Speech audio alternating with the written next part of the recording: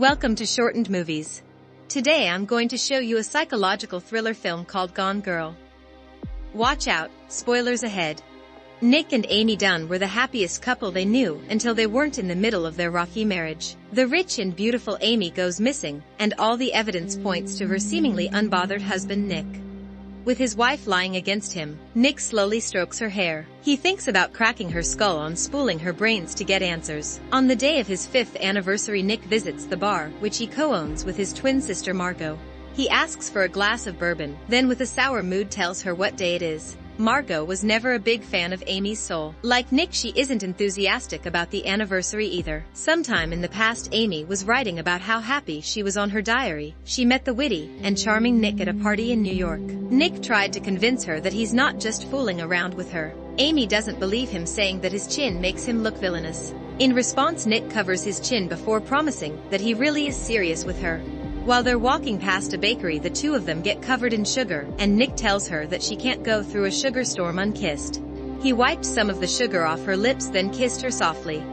Back to the present, Margot asks Nick if Amy will do another one of their anniversary treasure hunts. Since the riddles tend to be about her, she gets mad at Nick when he doesn't know the answer. He then receives a call from his neighbor informing him that his cat is outside their house. This prompts him to go home to bring the cat back in. Once he's home, Nick calls for Amy only to receive no response. While looking for her, he finds their living room table flipped over with the glass completely shattered. When Detective Rhonda Boney and Officer James Gilpin arrive, they start their investigation immediately. Though everything looks normal at first, Rhonda sees a small splatter of blood in the kitchen. She marks it, and James gives Nick a suspicious look. They then go to Amy's office next, and through the poster, there Rhonda discovers that Amy Elliott Dunn is the main character of the popular children's book Amazing Amy. In Amy's next diary entry, she wrote about getting married. She and Nick were at her parents' party to celebrate the next installment of the book, where Amazing Amy was going to get married. Bitter and jealous, Amy comments about how the book's material was just an improved version of her own inadequacies. As she explains during an interview with a group of reporters, Amazing Amy was always one step ahead of her, to her delight. Nick joined in on the interview to propose. In present day, Nick's brought to the police station for questioning. Despite the increasing crime and drug problems in the city, he appears laid back about his wife's disappearance, even cracking a joke or two. The more Nick gets questioned, the clearer it becomes that he doesn't pay attention to his wife.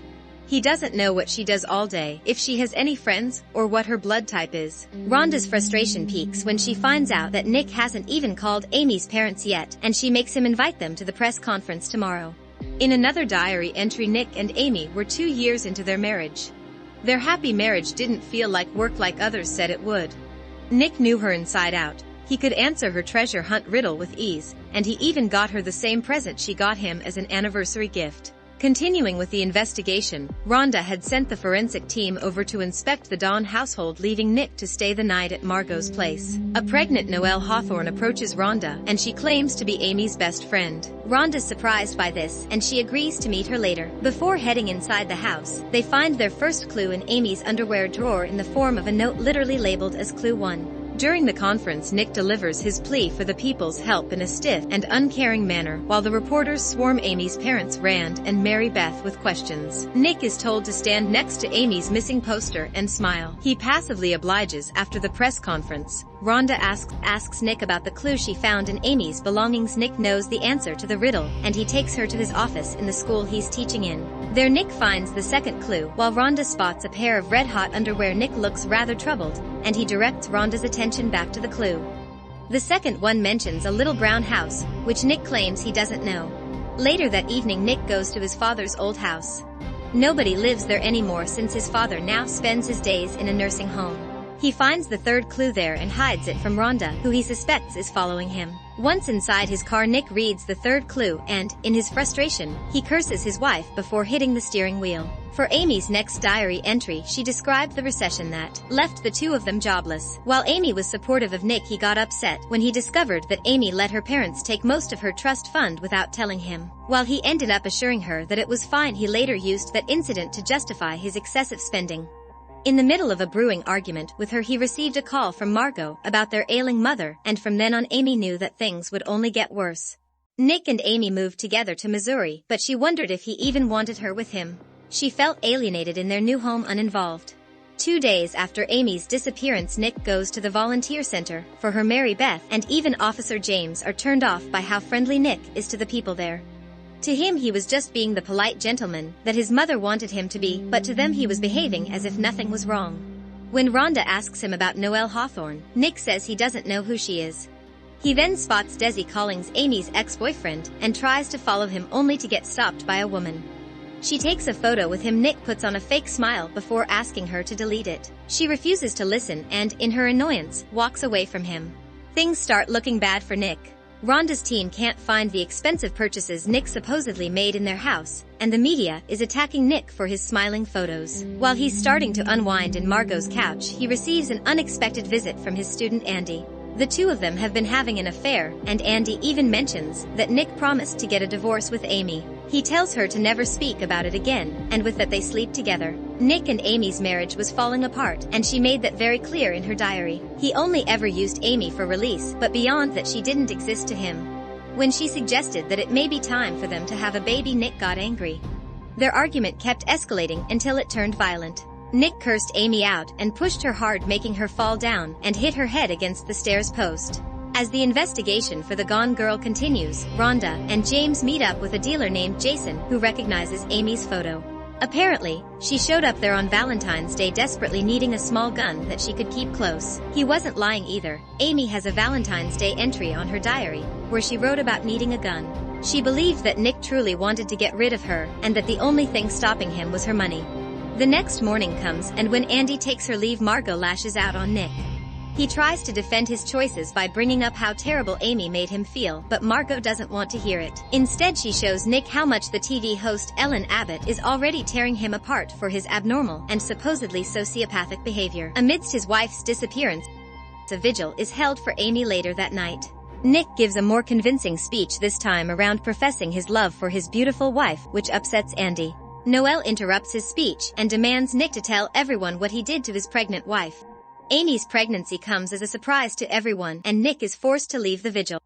Back in his home, the first thing Rhonda does is ask Nick if he knew his wife was pregnant. When Nick denied the very notion, Rhonda proceeds to show him how tight the noose around his neck is. Their kitchen passed the luminal test with flying colors, indicating that Amy lost a lot of blood there and someone tried to clean it up. She shows him a record of his finances that states he's over $100,000 in credit card debt. Nick claims he never bought any of those. Then comes Amy's life insurance, and Nick says he bumped it up because she told him to. Finally, Rhonda receives a call confirming that Amy is 6 weeks pregnant. Nick wails and refuses to talk to her again without a lawyer. When Margot confronts Nick, he tells her that he wanted kids, but Amy didn't. Amy discarded the result of his fertility test, so he kept it in a box, along with all the other things that he resents her for. Finally, Nick tells Margot that maybe he does hate Amy. After Margot walked out on him, he expends his time trying to crack the third clue. Meanwhile, Rhonda and James are back in the house of Nick's father, as she tries to figure out what Nick was doing there that night. Finally, Nick deciphers the clue, and he heads straight for Margot's woodshed where all of his alleged purchases are stored. Rhonda, on the other hand, discovers Amy's lightly burned diary stashed inside the furnace. And on the very last page of the diary, Amy had written that the man of her dreams, the father of her child, may truly kill her. On the day she went missing, Amy left town with her new car, thinking about how much happier she was now that she's dead. Before disappearing, she read books, watched documentaries. Amy befriended Noelle and fed her fabricated stories of a volatile and temperamental Nick. Then she took a sample of Noelle's urine so she can add pregnancy to her medical records. The credit card debt, the maxed out life insurance, the profuse bleeding on the kitchen floor, the half-baked cleaning that came after it, and a half-true entries to the diary, they were all Amy's doing. It was her vengeance for the way Nick reduced her into nothing, for getting lazy and becoming someone she didn't agree to marry, and for cheating on her. Now all that's left for Amy is to drown herself in a river for everyone to find and convict Nick with her murder. As for Nick, he seeks legal counsel from Tanner Bolt. He's a very expensive lawyer who once defended Nick from Ellen Abbott, and in turn Ellen called him the patron saint of wife killers. He agrees to help Nick out and advises him to get other people on their side to change the public's roasted perception of Amy. Nick arranges a meeting with Tommy O'Hara, Amy's ex-boyfriend. Tommy says that Amy accused him of forcing himself on her. He gave her some space until one night Amy showed up to roughly but consensually sleep with him. Then the next day, cops showed up at Tommy's door. Amy had wounds consistent with her claims and Tommy was forced to plead down. While he didn't serve jail time, he's been unemployed since then, and he's had to register himself as a predator. Through Tommy's anecdote, Nick sees what could happen to him if he lets Amy win, and with her track record she's sure to get away with it if he doesn't do something. After speaking with Tommy, Nick heads over to Amy's other ex, Desi. She told him that she had to file a restraining order against him, and Nick tries to get Desi's side of the story. Even after all this time, he's still faithful to Amy. Desi gives Nick nothing and leaves without another word. While in hiding, Amy gave herself a bruise with a hammer so she can play the part of a battered spouse in hiding. She stays in a small resort. In there she befriends Greta and Jeff. Amy revels Ellen Abbott slandering Nick on cable television, and she revels in the fact that Missouri has the death penalty. In her joy, she makes an anonymous call to the police about suspicious activity near Margot's woodshed. When Tanner arrives in Missouri, Nick gives him a rundown of everything that happened. After much consideration, Tanner convinces Nick to go on live television and come forward with his infidelity. He says that people can sympathize with a jerk who admits he's wrong, and at the moment nothing's more important than getting the public on Nick's side. Nick, however, has a different idea. What if he only needs to reach one person? As for Amy, she ends up getting robbed by Greta and Jeff.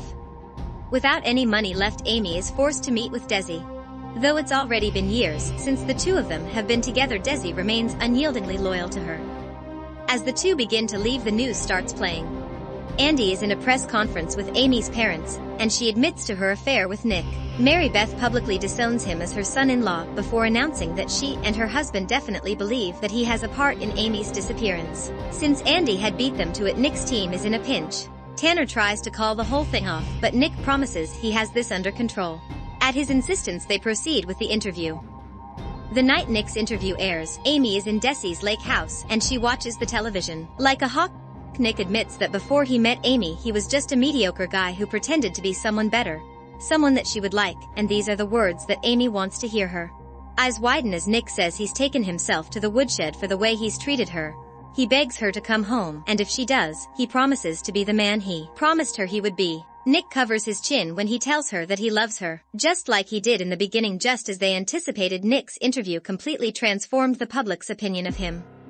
They went from hating him to loving him. But before they could celebrate, sirens blare from the distance, and Rhonda shows up with a warrant to search Margot's shed.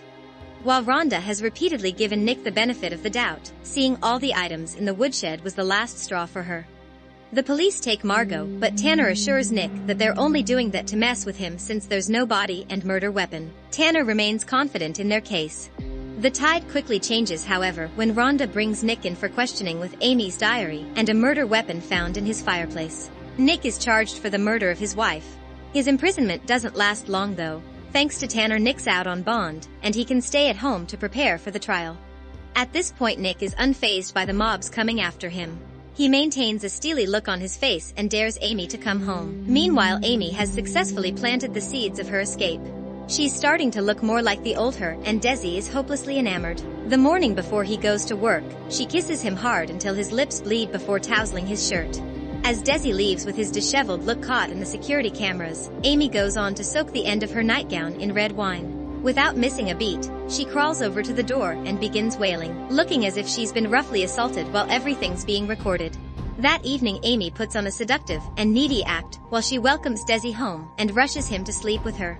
She tells him to go hard, and while he's lost in pure bliss, she slashes Desi across his throat with a box cutter. She lets his blood pour all over her, then wrestles him with ease, mounting him and restraining him until he's dead. On the 30th day of his wife's disappearance, Nick wakes to the sound of a car pulling over in front of his house. He goes to check it out, and there she is, amazing Amy, in all her bloody glory. Nick could only look at her in disbelief, but once she's close enough, he curses her before she dramatically falls to his arms. With the media surrounding them, Amy is admitted to a hospital to get checked for her condition. Now that Rhonda knows Nick didn't kill his wife, her suspicion has fully shifted to Amy. Neither she nor Nick believes a lick of her story. Amy claims that Desi kidnapped her and kept her in his lake house, using her endlessly until she escaped. Rhonda tries to point out the inconsistencies in the entire narrative, but everyone dismisses her, preferring to focus on Amy's story and Amy's story alone. Once they're back home, Amy makes Nick shower with her to make sure that he isn't wired. She demands to have the same Nick who begged her to save his life on national television, and when Nick promises to leave, she reminds him that everyone will destroy him if he does. In the end, she tells Nick to sleep on his decision, and upon hearing those words, the hope and energy drains from Nick's face. He obliges. Amy reigns victory, says America's sweetheart once again. She has the media eating out of the palm of her hands. And Nick, Margot, and Rhonda couldn't be any more displeased. Since he's not at risk anymore, Tanner leaves and Nick tries to convince Rhonda to pursue the case. As much as Rhonda wants to, it's no longer in her hands. 7 weeks into Amy's return, Nick is forced to welcome Ellen Abbott into his home. Despite all the dirt she smeared on his name, she remains flippant about it, justifying that she simply goes where the story goes without apologizing once. Ever the gentleman, Nick maintains his composure, and he simply goes to find Amy upstairs. This is when Amy drops the next bombshell on him. She's pregnant with his child. She used Nick's sperm sample from the fertility clinic, and now she's trapping him with her pregnancy. She promises that if he leaves now, their child will grow to hate Nick out of his own accord. Nick has already reached his limit. He grabs Amy by her face, then slams her against the wall. Amy is unfazed, coldly telling him that he only liked himself when he was trying to be someone she could like. She warns him that he will never be happy with any other girl but her. Perturbed, Nick admits that while he did love her, all they ever did was resent each other, try to control each other, and cause each other pain. Amy's response is simple. She tells him that's marriage. Nick is left speechless. The two of them head down the stairs to attend the interview with Ellen. Nick maintains his smile even when he reveals that the two of them are going to be parents, but the smile quickly fades when Ellen goes to hug and congratulate his wife. When Nick tells Margot that he's going to stay with Amy for his child, she is completely heartbroken. He tries to reason that he's doing this for his baby, but Margot accuses him of wanting to stay with Amy. She is devastated and Nick is devoid of any hope, with Amy lying against him, and he's left to wonder, what is she thinking? What have they done to each other? What will they do? Subscribe the channel for more similar videos. Turn on the notifications. Leave a like, it really helps the channel out. Thank you for watching.